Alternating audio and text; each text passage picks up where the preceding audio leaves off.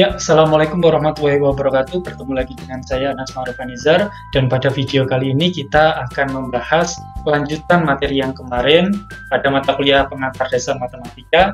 Ya, ini yang akan kita bahas pada pertemuan kali ini meliputi tautologi, ekivalen, kontradiksi, kuantor, dan juga pembuktian. Oke, mari kita menuju ke subtopik atau subpokok bahasan yang pertama, yaitu tentang tautologi, ekivalen, dan kontradiksi. Apa sih ketiga ini? Kemarin ada yang mempertanyakan tentang kesamaan, kenapa kok negasi dari suatu konjungsi itu sama dengan disjungsi. Nah, jawabannya itu ada di tautologi. Jawabannya ada di ekivalen ini.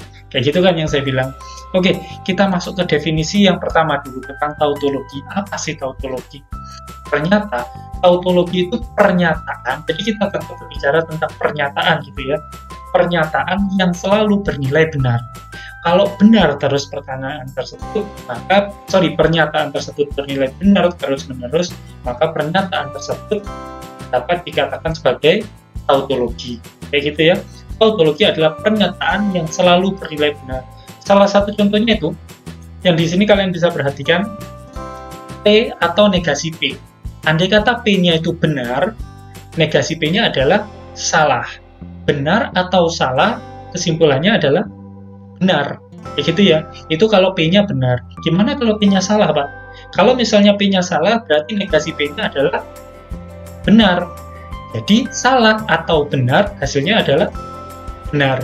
Jadi, bagaimanapun atau apapun nilainya P, maka konklusi dari pernyataan tersebut adalah benar. Itu yang dinamakan dengan tautologi. Jadi, ini adalah salah satu contoh pernyataan yang selalu bernilai benar, atau bisa disebut dengan tautologi. Itu tautologi ya.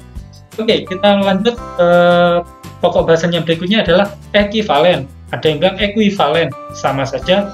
Jadi begini, dua pernyataan yang ekivalen jika kedua pernyataan itu selalu memiliki nilai kebenaran yang sama.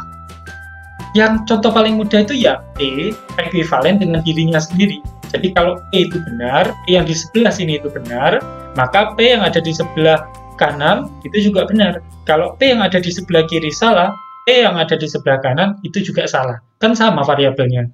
Kalau P yang di sana benar, maka di sana benar. P yang ada di sana salah, maka yang di sebelah kiri juga salah. Kayak gitu. Nah, salah satu contohnya juga itu ada pada konjungsi dan disjungsi. Kalau misalnya ada konjungsi E dan G, kemudian dinegasikan, maka pernyataan tersebut akan memiliki nilai kebenaran yang sama dengan negasi P atau negasi Q. Kayak gitu. Nah, kebetulan saja memiliki nilai kebenaran yang sama, maka dua pernyataan tersebut, negasi buka kurung P dan Q, itu sama dengan negasi P atau negasi Q. Dalam artian di sini yang saya katakan sama adalah memiliki nilai kebenaran yang sama persis. Ya gitu ya, memiliki nilai kebenaran yang sama persis. Bukan berarti sama-sama maka dan bisa berubah menjadi atau bukan. Tetapi dia memiliki nilai kebenaran. Nilai kebenarannya lah yang sama. Kayak gitu ya. Itu yang kita lihat pada matematika, pengantar dasar matematika. Yang kita lihat, kita fokuskan kepada nilai kebenarannya. Jadi apa-apa itu selalu dibuktikan dengan tabel kebenaran. Oke, kayak gitu. Jadi sekali lagi, yang dimaksud sama adalah nilai kebenarannya. Itu tentang ekivalen. Jadi ketika kalian diminta untuk membuktikan bahwa dua statement tersebut yang ada di ruas kiri itu ekivalen dengan pernyataan yang ada di sebelah kanan, maka kalian buat tabel kebenarannya. Yang ada di sebelah kiri, tabel kebenarannya seperti apa. Yang ada di sebelah kanan, tabel kebenarannya seperti apa. Dan seterusnya. Kayak gitu ya. Oke, saya kira mudah, sudah dibahas juga di SMA. Saya lanjutkan ke kontradiksi. Kontradiksi ini kebalikannya daripada tautologi. Jadi tautologi kebalikannya adalah kontradiksi. Kok bisa? Kalau tautologi itu pernyataan yang selalu bernilai benar, maka kontradiksi adalah pernyataan yang selalu bernilai salah. Contohnya Pak, contohnya ini, Q dan negasi Q. Andai Q-nya benar, maka negasi Q-nya adalah salah. Benar dan salah, konklusinya apa? Salah. Andai kata Q-nya itu salah, maka negasi Q-nya adalah benar. salah dan benar, konklusinya adalah salah, karena konjungsi hanya bernilai benar kalau dua-duanya bernilai benar. Gitu ya. Jadi kontradiksi ini contohnya pernyataan yang nilai kebenarannya selalu salah. Loh, Pak, berarti laki-laki itu kontradiksi ya, Pak? Kok bisa? Ya karena laki-laki selalu salah di mata ceweknya. Ya enggak gitu juga gitu loh. Oke. Kita lanjut ke subtopik bahasan yang berikutnya. Ini ada latihan gampang ya. Tentukan yang manakah dari pernyataan berikut yang merupakan tautologi, kontradiksi, dan ekivalen. Gunakan tabel kebenaran. Nah ini ya. Oke. Jadi seperti ini. Ini tentukan apakah kontradiksi atau tautologi. Jadi kalian buat P dan Q dan negasi P atau Q. Jadi kalian di dalam membuat tabel kebenaran harus membuat tabel apa pertama? Kolom pertama itu P. Isinya apa? Benar, benar, salah, salah. Kolom kedua itu Q. Isinya apa? Benar, salah, benar, salah. Kayak gitu ya. Kemudian kolom ketiga apa? Ya kolom ketiga ini P dan Q. Cari sudah menggunakan tabel konjungsi yang kemarin. Kemudian tabel keempat apa? Atau kolom keempat apa? Kolom keempat cari P atau Q menggunakan tabel kebenaran yang kemarin. Kemudian tabel kelima P atau Q tetapi dikasih negasi. Apa hasilnya? Kemudian ini nilainya ini dengan nilainya ini itu dihubungkan dengan konjungsi dan cari nilainya.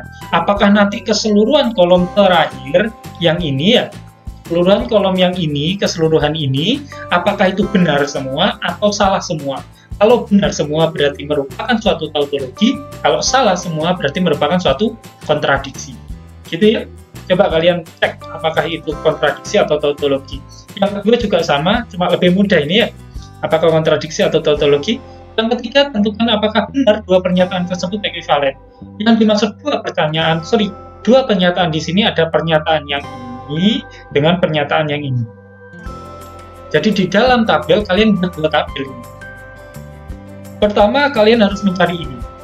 Pak, gimana Pak? Ya sudah, kalian buat tabel pertama P, Q, dan R. Ya, tabel pertama, kolom pertama itu P, kolom kedua Q, kolom ketiga itu R. Terus gimana Pak kalau ada 4? Ya pokoknya kalian harus mencari kombinasi-kombinasinya. Tak kasih trik ya, kalau misalnya hanya ada dua variabel atau dua premis, P dan Q, selesai dengan cara BB, SS, itu untuk P, kemudian yang Q kalian pakai BS, BS. Kayak gitu ya. Nah, sebaliknya, kalau misalnya ada 3, kalian buat dari belakang, misalnya R. R-nya berarti BS, BS, BS, BS, kayak gitu. Sampai berapa kali? Sampai 8. Gitu ya, sampai 8 kali. Kemudian Q-nya apa? Q-nya itu gini, bukan BS, BS, BS, BS, sebanyak sampai 8 ya, sebanyak 8 baris, bukan seperti itu, tetapi Q-nya itu BB 4 kali, kemudian SS, maaf, saya salah, yang BB 4 kali, kemudian SS itu yang P. Kalau yang Q tidak, Q itu 2 kali, BB, SS, BB, SS, kayak gitu, itu untuk yang Q. Kalau yang P gimana? Kalau yang P, BB 4 kali, kemudian baru salahnya. SSSS, itu P. Sekali lagi saya ulang, untuk P-nya itu BBBB, SSSS. Kalau yang Q-nya, BB, SS, BB, SS. Kalau yang R, BS, BS, BS, BS. Kayak gitu ya. Jadi dengan seperti itu, kalian nyari I konjungsi R, kemudian E atau dari P disjungsi Q konjungsi R, kayak gitu. Ini dilihat nanti tabel kebenarannya bagaimana. Yang ini juga dilihat tabel kebenarannya bagaimana. Apakah sama? Apakah selalu sama? Kalau selalu sama berarti ekivalen. Kalau tidak selalu sama berarti tidak ekivalen. Kayak gitu ya. Itu untuk latihan. Kemudian sekarang kita masuk ke sub pokok bahasanya berikutnya tentang kuantor. Kita bahas dulu tentang fungsi pernyataan. Jadi gini. Kalimat terbuka, fungsi pernyataan itu kalimat terbuka dengan semesta pembicaraannya diberikan secara eksplisit atau implisit, kayak gitu ya, atau implisit. Begini contohnya, PX sama dengan 2 plus X lebih dari 2 ini ya, PX sama dengan 2 plus X lebih dari 2. PX itu menyimpulkan bahwa ini adalah fungsi pernyataan. Fungsi pernyataan PX. Terus kalimat terbukanya itu yang mana? Kalimat terbukanya ini, 2 plus X lebih dari 2. Ya, 2 plus X lebih dari 2. Kok bisa kalimat terbuka? Ingat lagi video yang kemarin, kalimat terbuka adalah suatu kalimat yang di dalamnya terdapat variabel. Gitu ya. Kalau variabelnya itu digantikan dengan konstanta, maka akan menjadi suatu pernyataan yang memiliki nilai kebenaran benar atau salah saja. Gitu ya. Jadi PX itu simbol fungsi pernyataan, 2 plus X lebih dari 2 itu kalimat terbuka, X elemen Z itu semesta pembicaraannya. Kita berbicara X yang bilangan bulat, kayak gitu ya. Jadi ini keseluruhan yang dinamakan fungsi pernyataan. Pak, ini X-nya elemen Z, berarti bisa saja negatif? Bisa. Kalau negatif berarti misalnya X-nya negatif 2, maka 2 ditambah dengan negatif 2 lebih dari 2. Benar? Salah, Pak. Ya nggak apa-apa meskipun nilainya salah, tetap itu merupakan suatu pernyataan kan, nilainya salah, kayak gitu. Jadi fungsi pernyataan adalah kalimat terbuka dan memiliki semesta pembicaraan. Kalau semesta pembicaraannya dimasukkan ke dalam kalimat terbuka ini, maka akan menghasilkan fungsi pernyataan, kayak gitu ya. Sekalipun tidak berpengaruh apakah nilainya itu benar atau salah, yang jelas memiliki salah satu nilai, entah itu benar atau salah. Ya gitu ya, ketika kita memasukkan salah satu elemen yang ada di sini, yang ada pada semesta. Soalnya ini ketika kita mengambil min 2, maka pernyataan ini menjadi salah. Tetapi ketika kita mengambil 3, misalnya X-nya, 2 tambah 3 lebih dari 2. Oh, jadi benar. Nggak masalah itu ya, meskipun kadang bisa benar, kadang bisa salah. Nggak masalah. Oke, selanjutnya yaitu kuantor universal. Kuantor universal itu dilambangkan dengan A terbalik. Bacanya untuk semua atau untuk setiap, sama saja. Contohnya seperti ini. Untuk semua X, bacanya ini ya, untuk semua X elemen bilangan asli, PX itu bernilai benar. Salah satu contohnya seperti itu. Jadi, untuk semua X bilangan asli, kita ngambil bilangan asli berapapun, kita masukkan ke dalam PX ini, maka hasilnya benar. Contohnya, ketika kita menggunakan PX, kita definisikan seperti ini, PX adalah 2 plus X lebih dari 2. Cuma X-nya di sini kita bukan pakai elemen Z, kita pakai untuk semua X elemen bilangan asli. Benar nggak itu? Oh benar Pak, soalnya ketika bilangan asli itu kita masukkan ke sini, bilangan asli itu mulai berapa? 1. Bilangan asli itu mulai 1, 1, 2, 3, 4, dan seterusnya.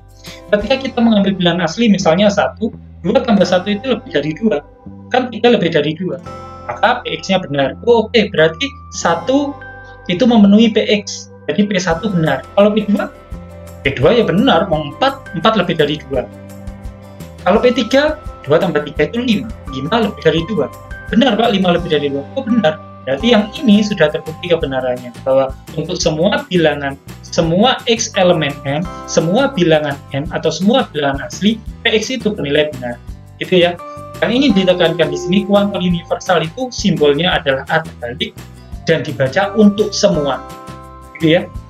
Sekarang kita masuk ke kuantor yang berikutnya, yaitu kuantor eksistensial. Kebalikannya, kalau di situ ada kata semua, kuantor eksistensial itu disimbolkan dengan E terbalik, gitu ya. E terbalik dibaca ada atau untuk beberapa. Boleh ini kalian baca, contohnya ya, ini cara bacanya. Ada X elemen Z negatif, ada X elemen bilangan bulat negatif, sedemikian hingga PX itu benar. Contohnya apa? Kalau misalnya di sini X-nya elemen Z negatif, ada X elemen Z negatif. Misalkan berapa? Min 2 yang tadi. Min 2 ketika kita masukkan ke sini, min 2 ditambah 2 jadinya 0. Apakah 0 lebih dari 2? Tidak. Kayak gitu ya. Oh, berarti PX-nya tidak benar untuk X-nya yang sama dengan negatif 2. Kayak gitu. Mungkin kalau untuk tidak menggunakan fungsi pernyataan yang ini, ada fungsi lain, misalkan saya bikin fungsi PX sama dengan min 2 ditambah X sama dengan 0. Misalkan kayak gitu. Min 2 ditambah X sama dengan 0. Contoh saya adalah min 2 ditambah X sama dengan 0. Nah, ketika kita, ini kan semestanya adalah bilangan bulat negatif. Ketika kita masukkan ke pernyataan yang tadi, pernyataan saya ulangi, 2 ditambah X sama dengan 0. Ketika kita ambil bilangan negatif, ya ini min 2, 2 ditambah min 2 itu sama dengan 0. Benar kan? Benar. Maka, oke, P negatif 2 itu benar. Tetapi gimana kalau misalnya kita masukkan X-nya itu negatif 3? 2 ditambah dengan negatif 3 sama dengan negatif 1. Apakah negatif 1 itu sama dengan 0? Enggak. Maka P, buka kurung yang ini ya, P buka kurung negatif 3 itu salah. Nggak masalah, karena ada salah satu saja yang benar, itu sudah memenuhi kaidah ada X. Bedanya kayak gitu ya. Kalau untuk semua, berarti PX itu harus berlaku benar untuk semua bilangan asli. Atau terserah di sini kalau misalnya Z ya untuk semua bilangan bulat. Dengan di kuantor kita cukup membutuhkan ada satu saja. Minimal satu. Beberapa, 2 boleh, 3 boleh, 10 boleh. Gitu ya. Asalkan tidak semuanya. Kayak gitu. Itu untuk kuantor eksistensial. Berikutnya yaitu negasi kuantor. Nah, ini yang ditanyakan kemarin. Ada beberapa kelompok ahli yang tanya ke saya. Dan saya bilang nanti saja di pertemuan depan. Kalau misalnya kayak gini. Ini ya. Kalau misalkan saya ke contoh aja dulu. Oh, ke sini aja dulu. Semua manusia tidak kekal. Ingat ya, semua manusia tidak kekal. Negasinya apa? Semua itu dinegasikan jadi ada. Jadi ini, semua ini dengan ada itu berlawanan. Jadi semua kalau dinegasikan jadi ada. Ya, ini semua dinegasikan menjadi apa? Menjadi ada. Gitu ya. Semua manusia menjadi ada manusia. Maaf.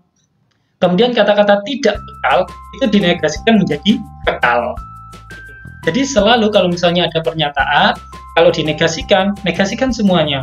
Pertama ini kuantornya itu juga dinegasikan, statementnya juga dinegasikan. Gitu ya. Tidak hanya kuantor tapi juga statement. Semua manusia tidak kekal, berarti negasinya semua ganti ada, tidaknya hilang. Semua manusia tidak kekal menjadi ada manusia yang kekal. Loh Pak, coba kita balik lagi. Kita berangkatnya dari sini. Apakah ini kalau dinegasikan jadi ini? Logikanya harusnya iya. Coba kita lihat. Ada manusia yang kekal, Pak. Kalau misalnya saya negasikan, berarti kan tidak ada manusia yang kekal. Boleh, Pak, saya menegasikan seperti itu. Ada manusia yang kekal, saya negasikan jadi tidak ada manusia yang kekal. Boleh. Boleh. Kata-kata tidak ada manusia yang kekal itu kan identik dengan semua manusia tidak kekal. Tidak ada manusia yang kekal. Berarti semua manusia tidak kekal, kan sama aja dengan ini maknanya. Gitu ya, hanya permainan kata-kata. Cuma kalau di dalam kalimat matematis kadang-kadang tidak bisa dinalar dengan kata-kata seperti itu. Jadi lebih aman kalau kalian menggunakan kayak gini. Semuanya dinegasikan jadi ada, tidak kekal dinegasikan jadi kekal. Atau kekal dinegasikan jadi tidak kekal. Kayak gitu ya. Oke, mungkin itu untuk negasi kuantor. Kita lanjut ke pokok bahasan berikutnya. Tugas latihan yang ini mudah lah. Misalkan PX berarti fungsi pernyataan ya, X kuadrat lebih dari X. Apakah PX merupakan fungsi pernyataan pada setiap himpunan berikut? Bilangan asli, jelas bisa dimasukkan ke sini ya. Dan bisa dicari nilai, kebenarannya. Berarti yang A, iya, dia fungsi pernyataan. Yang B, bilangan bulat negatif, sama, bilangan bulat negatif juga bisa kita masukkan ke sini. Jadi sama saja. Yang C, himpunan bilangan cacat, sama, bisa juga kita masukkan ke sini. Meskipun nilainya nanti ada yang salah, ada yang benar. Sekarang himpunan bilangan kompleks. Bisakah kita masukkan ke sini dan kita cari kebenarannya? Bilangan kompleks itu contohnya berapa? Akar negatif 3. Akar negatif 3 kita kuadratkan jadi negatif 3 misalnya. Oke, kemudian negatif 3 lebih dari akar negatif 3. Betul itu? Nggak tahu. Soalnya akar negatif 3 itu imajiner, susah untuk membandingkannya, kan gitu. Yang D itu bukan fungsi pernyataan, karena ketika kita memasukkan salah satu elemennya, kita masih kebingungan untuk menentukan nilai kebenarannya itu benar atau salah. Kayak gitu ya, itu contohnya. Pertanyaan saya sekarang saya ubah. Apakah ketika kita memasukkan semua himpunan bilangan asli ke sini, maka pernyataan ini menjadi tautologi? Semua bilangan asli ya, ini ada kata-kata semua dari saya, kuantor universal, ingat. Ketika semua himpunan bilangan asli itu saya masukkan ke sini, maka pernyataan ini akan bernilai selalu benar atau tautologi. Jawabannya adalah iya, Pak. Soalnya, Pak, himpunan bilangan asli itu dimulai dari 1. 1 dengan 1 kuadrat lebih besar 1 kuadrat, Pak. Iya, Pak. 1 kuadrat itu sama dengan 1. Ya, jadi tidak. Yang A itu bukan merupakan tautologi. Oke, kalau 2 dengan 2 kuadrat pasti lebih besar 2 kuadrat. 3 dengan 3 kuadrat pasti lebih besar 3 kuadrat. 4 dengan 4 kuadrat lebih besar 4 kuadrat. Tapi bilangan asli itu kan satu juga merupakan bilangan asli. Ketika 1 kita masukkan ke sini, 1 kuadrat ini ya, 1 kuadrat apakah lebih besar dari 1? Tidak, gitu kan? 1 lebih dari 1, salah berarti. Ada satu saja yang salah, maka bukan merupakan tautologi. Karena tautologi itu selalu bernilai benar. Kayak gitu ya. Oke, yang B, himpunan bilangan bulat negatif. Gimana? Himpunan bilangan bulat negatif. Apakah benar? Jawabannya adalah benar. Kok bisa benar? Kita masukkan negatif 2 misalnya. Negatif 2 dikuadratkan jadi berapa? 4. 4 lebih dari negatif 2. Benar nggak? Benar. Nah, 4 selalu lebih besar daripada negatif 2. Coba diganti dengan negatif 1. Oke, kita coba. Negatif 1 kita kuadratkan jadi berapa? 1. 1 lebih besar dari negatif 1. Selalu benar kan? Jadi itu merupakan suatu tautologi. Gitu ya, pernyataan itu merupakan pernyataan tautologi untuk yang poin B. Kemudian himpunan bilangan cacah yang C. Bilangan cacah itu bilangan asli ditambah dengan 0. Gitu ya. Kita masukkan aja. Oh, bilangan asli saja tadi sudah tidak memenuhi, Pak, apalagi himpunan bilangan cacah. Kan 1 ada di dalam himpunan bilangan cacah. Benar. Jadi kita nggak usah lebih jauh. Pasti himpunan bilangan cacah ketika kita masukkan kepada fungsi pernyataan ini bukan merupakan tautologi. Gitu ya. Selanjutnya himpunan bilangan kompleks. Apalagi himpunan bilangan kompleks, kita masukkan saja susah untuk mencari kebenarannya. Gitu kan ya? Oke, sekarang nanti kalian latihan yang ini. Kalian tentukan nilai kebenaran dan bentuk negasinya dari pernyataan berikut. Semua X elemen R, kita kasih contoh ya. Semua X elemen R, X kurang dari 2X. Jadi yang ini kalau dinegasikan ini ya. Yang ini itu dinegasikan kuantornya, yang ini juga dinegasikan. Gitu. Kemudian kalian cari yang ini, soalnya ini, nilai kebenarannya bagaimana. Benar nggak X kurang dari 2X? Untuk semua bilangan real. Ingat ya, kita sudah ngomong real yang ini. Yang ini tadi kan himpunan bilangan asli, bilangan bulat, bilangan cacah. Kalau yang ini bilangan real. Oke, bilangan real itu koma-komaan masuk. Oke, selanjutnya pembuktian. Jadi ada beberapa macam kaidah pembuktian. Yang pertama adalah pembuktian langsung. Di dalamnya ada beberapa modus. Yang pertama adalah modus ponen namanya. Jadi begini, kalau ada premisnya itu P maka Q. Premis pertama. Kalau ada premis kedua, itu P, maka konklusinya adalah Q. Itu kita membuktikannya. Contohnya Pak, yang mudah itu begini. Jika hari ini hujan, saya menggunakan mantel, atau saya menggunakan jas hujan. Gitu ya, itu premis pertama. Kan jika maka bentuknya. Jika hari ini hujan, saya menggunakan jas hujan. Premis kedua, hari ini hujan. Konklusinya, kesimpulannya apa? Ya kalau hari ini hujan berarti apa? Berarti saya menggunakan jas hujan. Yang Q kan itu ya. Jika hari ini hujan itu P, yang Q, maka saya menggunakan jas hujan. Hari ini hujan, berarti kesimpulannya saya menggunakan jas hujan. Itu yang modus ponen. Mudah ya? Oke, berikutnya modus tolen. Modus tolen. Jadi modus tolen itu bunyinya seperti ini. Jika P maka Q, itu premis pertama, kemudian premis keduanya itu negasi Q, maka kesimpulannya atau konklusinya adalah negasi P. Gitu ya. Contohnya seperti apa, Pak? Kita buat sama aja. Jika hari ini hujan, maka saya menggunakan jas hujan. Saya tidak menggunakan jas hujan.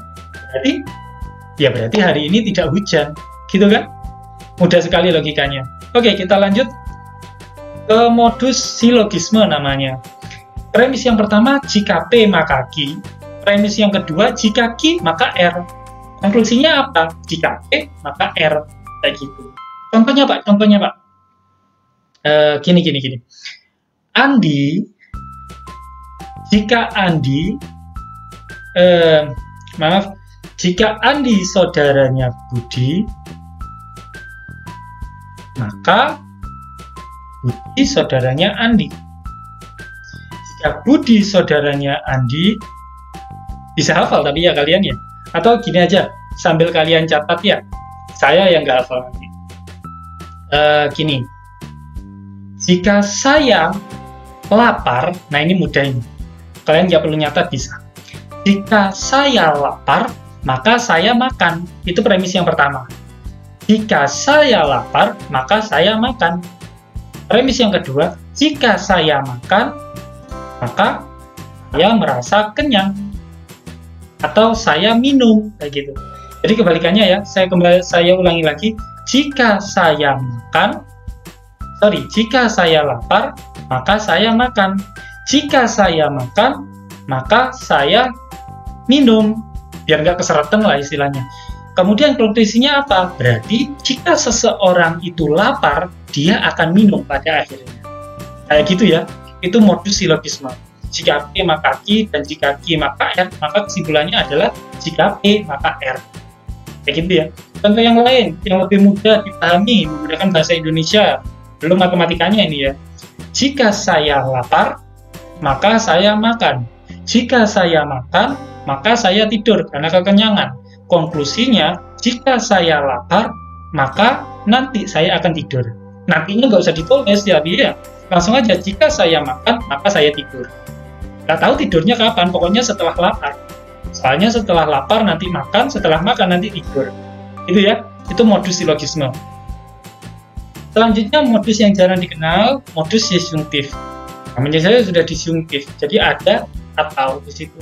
Premis pertama P atau Q. Premis kedua negasi P. Konklusinya adalah ya Q. Soalnya apa? P atau Q. Kayak yang kemarin, ambilkan saya pulpen atau spidol. Ternyata dia tidak mengambilkan pulpen. Maka kesimpulannya apa? Dia mengambilkan spidol. Kayak gitu ya. Mudah sekali. Oke, itu untuk pembuktian langsung. Yang terakhir untuk pembuktian itu ada pembuktian tidak langsung. Kadang-kadang kita susah untuk membuktikan secara langsung. Maka kita menggunakan pembuktian tidak langsung. Atau nama lainnya adalah kontradiksi. Jadi cara pembuktian dimulai dari menegasikan apa yang hendak kita buktikan. Jadi kesimpulannya apa, kita negasikan. Lalu menunjukkan akan terjadi ketidaksesuaian dengan premis-premis sebelumnya. Atau tidak sesuai dengan konsep dasar yang sudah dipelajari. Meskipun tidak ada di premis, tetapi sudah kita pelajari, itu bisa dijadikan data atau bahan kontradiksi. Gitu ya. Contohnya begini. Ini yang mudah, saya buat mudah. Premis pertama, semua manusia tidak hidup kekal. Gitu ya. Semua manusia tidak hidup kekal. Premis pertama. Premis kedua, Khairil Anwar adalah manusia. Buktikan bahwa Khairil Anwar tidak hidup kekal. Kayak gitu ya. Semua manusia tidak hidup kekal. Khairil Anwar adalah manusia. Buktikan Khairil Anwar tidak hidup kekal. Misalnya kita menggunakan kontradiksi, sebenarnya kita bisa menggunakan pembuktian langsung, tapi dalam hal ini kita belajar menggunakan kontradiksi. Konsepnya seperti ini. Kita beranjak dari apa yang hendak kita buktikan, kemudian dinegasikan.